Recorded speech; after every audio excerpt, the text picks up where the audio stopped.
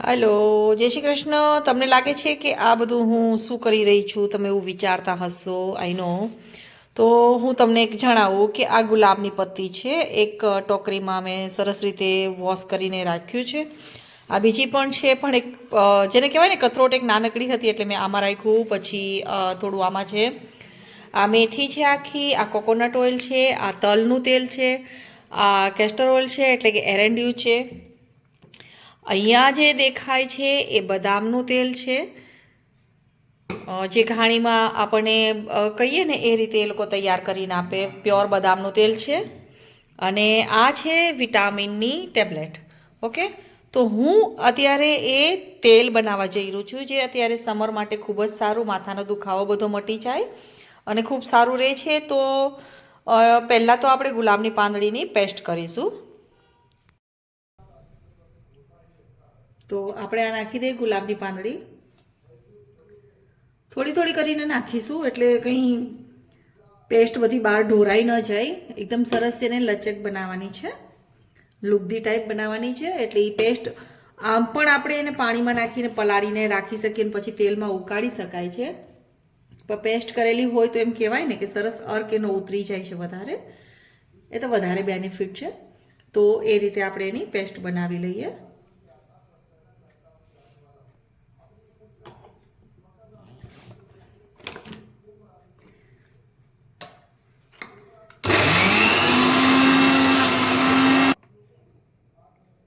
આ રીતે આપણી પેસ્ટ તૈયાર થઈ રહી છે. તો આ બધી જ પેટલ્સને હું પેસ્ટ બનાવી લઉં, કેમ કે ધોઈને સરસ સાફ કરીને રાખેલા જ છે. આ બધી જ પેસ્ટ તૈયાર થઈ ગઈ છે. હવે નાના મિક્સરના જારમાં આપણે મેથી પીસી લેશું. મેથીની ક્વોન્ટિટી તમે તમારી રીતે રાખી શકો છો. મેં અત્યારે આટલી મેથી લીધી છે. 500 ml તેલ છે કોકોનટનું. આ મેથી પાવડર પણ આપણો તૈયાર થઈ ગયો છે. હવે એક પછી એક બધી જ વસ્તુ આપણે પહેલા આ કડાઈમાં નાખી દઈશું. આ ગુલાબની પેટલ્સ આપણે પેસ્ટ કરી દઈએ છીએ, એના ઉપર આપણે નાખીશું મેથી.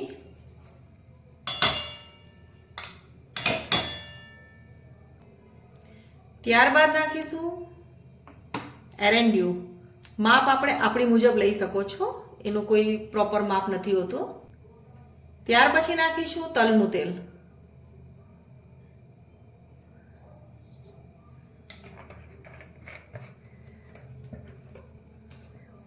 આ કોકોનટ ઓઇલ છે એ 500 ml છે, બધું જ નાખી દઈશ.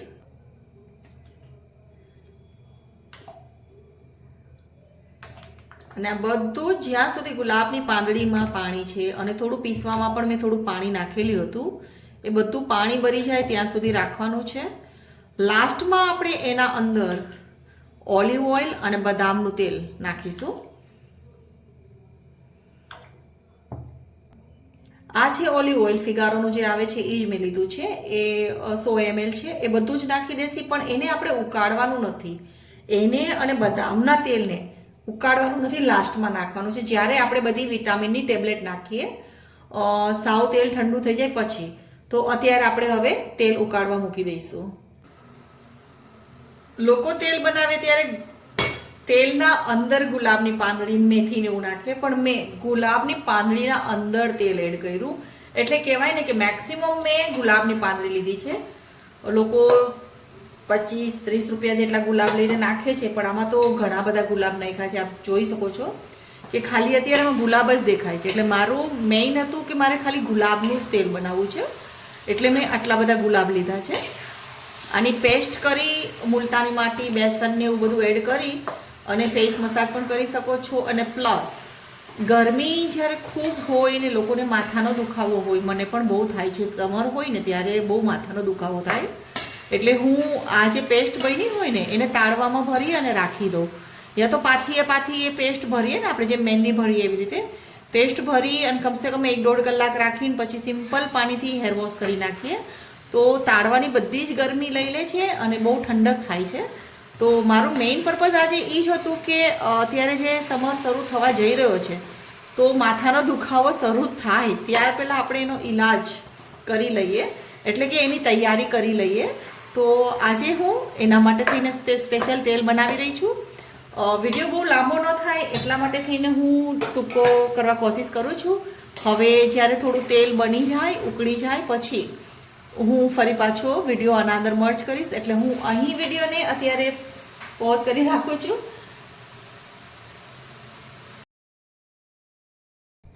આપ જોઈ શકો છો હજી પણ તેલ બન્યું નથી. આ પાંદડી એકદમ બળી જાય એટલો વર્ક ઉતારવાનો છે. એટલે આને એકદમ ઓલે ગરણીમાં નાખીશ ને ત્યારે મુશ્કેલીથી તેલ ઘટ થઈ જશે અને તેલ ઘણું બળી જશે, ઓછું થઈ જશે જે મૂક્યું હતું એના કરતાં, અને આનો બધો અર્ક એના અંદર આવી જશે.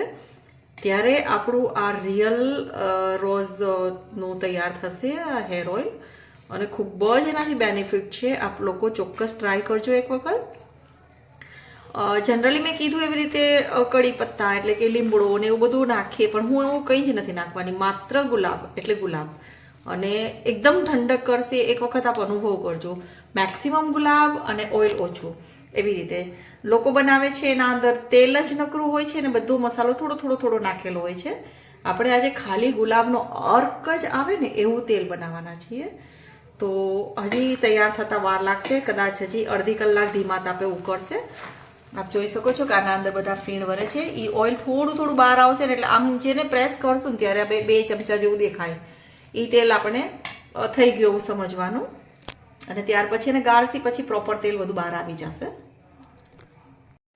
જેમ મેં વાત કરી એવી રીતે આ જ્યારે ગુલાબની પાંદડી થતી હતી ત્યારે ફેસ ઉપર પણ મેં મસાજ લઈ લીધો, અને એક બેસનને થોડું પેલું મુલતાની માટીને એવું નાખીને એની પેસ્ટ બનાવી લીધી. એના 5-10 મિનિટના મસાજ પછી હું હમણાં મારો ફેસ વોશ કરીશ. તો આ પણ એક મારું કામ થઈ ગયું. જરાક થાક હતો, મેરેજની સિઝન હતી, આખી સ્કિન સાવ મુરઝાઈ ગઈ હતી, આરામ નહોતો થતો. તો એકદમ ફ્રેશનેસ ફીલ થશે ને, સ્કિન ટોન આખો ચેન્જ થઈ જશે. તો એ પણ હમણાં હું તમને મારો ફેસ વોશ કરીને દેખાડું છું. આ રીતે ટેપ કરી અને ફેસને ડ્રાય કરી નાખવાનું. અને આપ જોઈ શકો છો સ્કિન એકદમ ગ્લો થઈ ગઈ, સોફ્ટ થઈ ગઈ, સરસ, અને એકદમ ફ્રેશ ફીલ થાય છે. આ તેલ હવે બધું થોડું બહાર આવે છે, એટલે કે પાણી બધું જ ભરવા આવ્યું છે. હજી કમસે કમ અડધી કલાક જેવું થશે પછી આપણું આ હેર ઓઇલ રેડી થશે. આપણે જે તેલ મૂક્યું હતું એ થઈ ગયું છે, અને હવે જોઈ શકો છો આ 50% તેલ બળી ગયું છે. હજી પણ આમાંથી નીતરે છે. અને પ્લસ એક સિફોનનું કપડું યા જોર્જટના કપડામાં આને વીંટી અને પછી એમાંથી આપણે કપડામાંથી તેલ કાઢી લઈશું. તો હજી ઘણું બધું પાછું તેલ આવશે. અને પછી આ ગુલાબની પાંદડી પણ તમે બધા સ્કલ્પમાં એમાં ભરી શકો છો.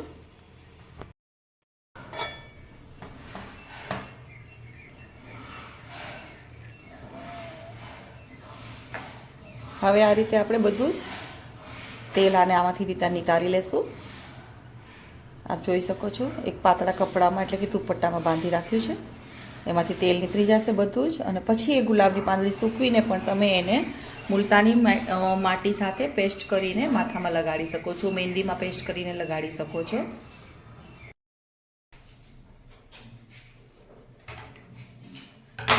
આપણું આ તેલ ઓલમોસ્ટ તૈયાર થઈ ગયું છે. ગુલાબવાળું તેલ જે ગરમીમાં ઠંડક આપે છે અને સાથે સાથે વાળને પણ પ્રોટેક્શન સારું એવું મળે છે. તો હવે આપણે એના અંદર એડ કરીશું બદામનું તેલ, જે મેં રેડીમેડ ઘાણીમાંથી લીધેલું છે. આપણે ઘરે પણ બનાવી શકીએ છીએ. અને સાથે છે ઓલિવ ઓઇલ, અને એની સાથે છે વિટામિનની કેપ્સ્યુલ. એ પણ રેડીમેડ બ્યુટી ટ્રીટમેન્ટમાં મળે છે. અને સાથે કોઈ મેડિકલમાં પણ જઈને કહેશો તો હેર મસાજ માટેની આનાથી નરિશિંગ મળે છે અને સોફ્ટ એન્ડ સિલ્કી હેર થાય છે. તો આ કેપ્સ્યુલનો પણ આપણે અંદર યુઝ કરીશું. તો અત્યારે જ આ કેપ્સ્યુલ બધી મિક્સ કરી અને એમાં નાખી દઈશું.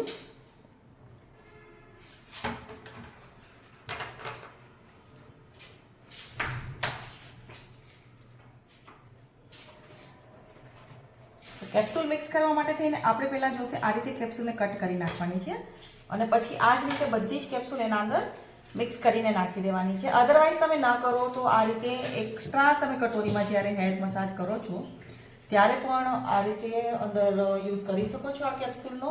સાથે આપણે ઓલિવ ઓઇલનું કોઈ માપ નથી હોતું, આપણી મરજી મુજબ નાખી શકીએ છીએ, પણ હું બહુ ઓછી માત્રામાં નાખું છું કેમ કે થિકનેસ છે. અને સાથે સાથે આપણે કેસ્ટર ઓઇલનો પણ ઉપયોગ કર્યો છે એના માટે થઈને, અને બદામનું તેલ પણ આપણે એ જ રીતે યુઝ કરીએ છીએ.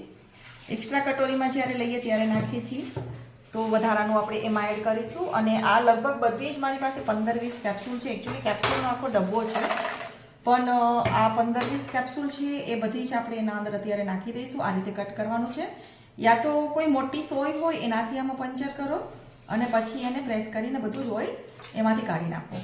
તો આ રીતે આપણું તેલ તૈયાર થઈ ગયું છે. ખૂબ જ સારું છે, આપ સૌ એક વખત ચોક્કસથી ટ્રાય કરજો.